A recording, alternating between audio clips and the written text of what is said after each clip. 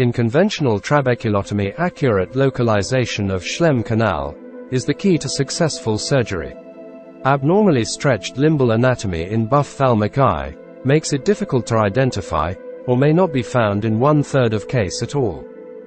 Primary congenital glaucoma, with an horizontal corneal diameter less than 13 mm, the axial length is less than 23 mm, the anatomic abnormality of Schlemm's canal is usually not significant, facilitating its easy identification during the operation. Surgical limbus is 1 to 1.5 mm wide zone, and it is divided into anterior narrow grayish-blue band representing the trabecular meshwork which is overline the corneal lamellae, and posterior white sclera. The junction of these two band is landmark of Schlemm canal, and can be explained by saying, where whites meet blue Schlemm wait for you. The second tips if presence of one or more perforated vessel entering the area of Schlemm canal. And another tip is slight depression at the area of Schlemm canal.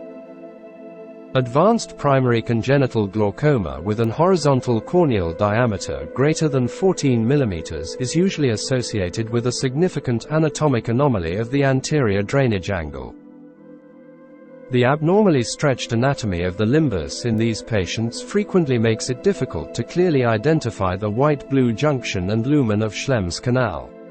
There are high chance to creation of a false passage with a probe either anteriorly or posteriorly, and high possibility for suture misdirection into the suprachoroidal space, if using 6/0 proline. The illuminated microcatheter, which has the potential to incise the angle 360 degrees and more safely allowing early identification of misdirection.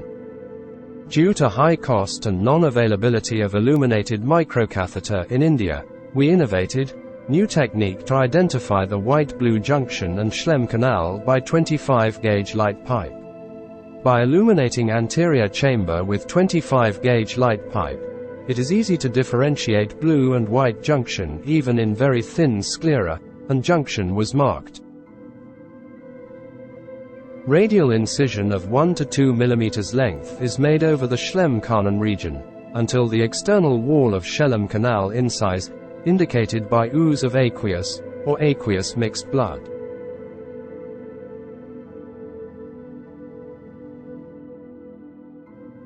Before introducing trabeculotome, light pipe is being introduced into Schlemm canal to confirm the right tract. Light pipe guide us inadvertent entry into anterior chamber. It is repeated in both sides.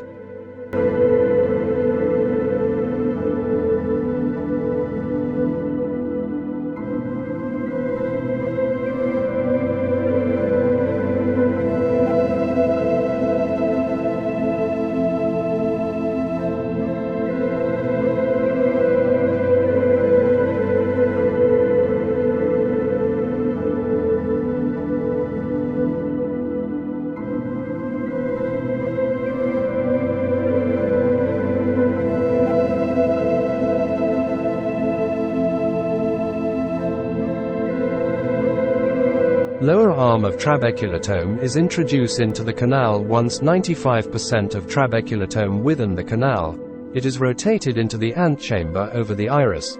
Minimum resistance is felt. It is repeated on other side. In advanced case of primary congenital glaucoma, having abnormally stretched limbus, Schlemm canal can be identified by using 25-gauge light pipe.